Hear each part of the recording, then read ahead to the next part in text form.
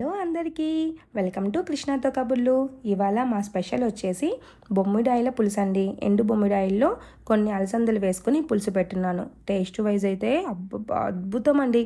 ఇక ప్రొసీజర్లోకి వచ్చేద్దాం రండి. ఫస్ట్ ఒక కప్పు పచ్చి అలసందలు, ఒక ఆనియన్, 2 టమోటా, ఒక చిన్న ఉల్లిపాయ, ఒక చిన్న అల్లం ముక్క, ఒక హాఫ్ నిమ్మకాయ సైజ్ అంత చింతపుండు నానబెట్టుకున్నాను.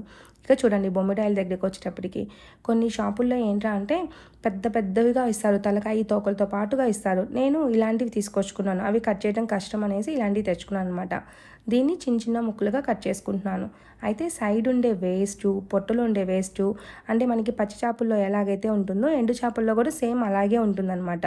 అయితే ఎక్స్ట్రాగా దీంట్లో ఇసుక కూడా ఉంటుంది. మనం చాలా నీట్గా కడుక్కోవాలి.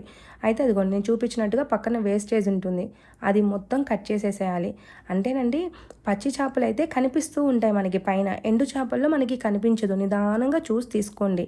చూడండి పొట్ట లోపల ఎంత బ్లాక్గా ఉందో.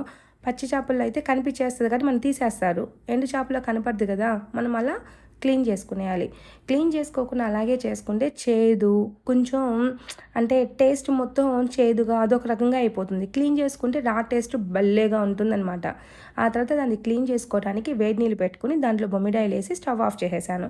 అది పక్కన చల్లారే లోపల నేను ఆనియన్, టమోటా అవి కట్ చేసుకున్నాను. ఇక ఒక ప్యాన్ తీసుకుని ఆనియన్స్ వేసేసి దాంట్లోనే కరివేపాకు, టమోటాలు వేసి ఉప్పు, పసుపు వేసి బాగా వేయించుకునేయాలి. అంటే ఇది ఒక్కొక్కటి సపరేట్గా వేయించుకోనక్కర్లేదు. ఏ పులుసు కూరలో అయినా సరే ఒకదాని తర్వాత ఒకటి వేసేస్తే చాలు, చాలా రుచిగా ఉంటుంది. ఆ పైన నేను అలసందలు కూడా దాంట్లోనే వేసేసి కొంచెం అలా ఇలా కలిపేసేసి ప్లేట్ పెట్టేస్తున్నాను. ఇక అల్లం వెల్లుల్లి తీసుకుని ఉంది కదా మన దగ్గర, అది నేను రోట్లో వేసి దంచుకుంటున్నా, చిన్న రోట్లో. అంటే రోల్ లేని వాళ్ళు మిక్సీలోనే వేసుకోండి. కాకపోతే రోట్లో వేసుకుంటే ఇలాంటి ఎండు చేపల పులుసులు అన్నిటికీ కూడా రా టేస్ట్ ఉంటుందన్నమాట.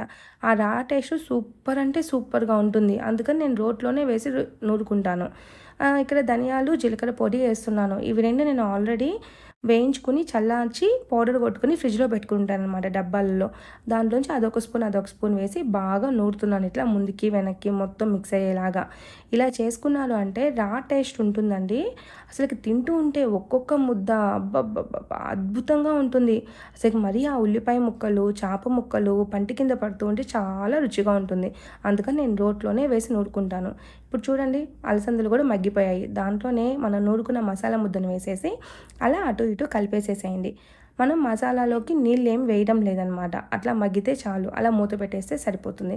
ఇక మనం వేడి నీళ్ళలో వేసాను చూసారు, అది చల్లార్చుకుని అంటే చల్లార్చుకున్న తర్వాత నీళ్ళు వంపేసేసి నార్మల్ వాటర్తో 1కి 4-5 సార్లు బాగా కడుక్కోండి. అవి కొంచెం జారుడుగా ఉంటాయి అన్నమాట, జారిపోతూ ఉంటాయి. న్యాచురల్గా బొమ్మిడాయలు అంటేనే జారుడు గుణం ఉంటుందన్నమాట. 1కి 4 సార్లు క్లీన్ చేసుకునేయండి. అలా బొమ్మిడాయలు వేసేసి దాంట్లోనే కారం వేసేసి బాగా రోస్ట్ చేసుకోండి. అంటే కొంచెం కారం వేగింది అంటే పచ్చివాసన లేకుండా చాలా టేస్ట్ వస్తుందన్నమాట. అందులో స్మెల్ కూడా బాగా వస్తుంది. అలా వేగిన తర్వాత చింతపండు పులుసు ఉంది కదా, దాన్ని బాగా చెయ్యి అడ్డం పెట్టుకొని అట్లా ఫిల్టర్ చేసుకుంటూ పోసేసేయండి. పోసేసి కలిపి మూత పెట్టేసేయండి. అది బాగా కాసేపు మగ్గిన తర్వాత కొంచెం మీడియంలో పెట్టుకోండి. లో టు హై మీడియంలో కాకుండా లో టు మీడియంలోకి పెట్టుకోండి. పెట్టుకుని ఆయిల్ అంతా అలా సపరేట్ అయిపోయిన తర్వాత ఈ స్టేజ్లో మనకి సాల్ట్ చెక్ చేసుకోండి. సరిపోకపోతే కొంచెం వేసుకొని సరిపడంత వేసుకోండి. ఆ పైన ఇంకేముంది, కరివేపాకుతో అలా గార్నిష్ చేసేసుకోవటమే. నచ్చిందా? నచ్చితే మీరు కూడా ట్రై చేసి మీకు ఎలా వచ్చిందో నాకు కామెంట్ చేయండి.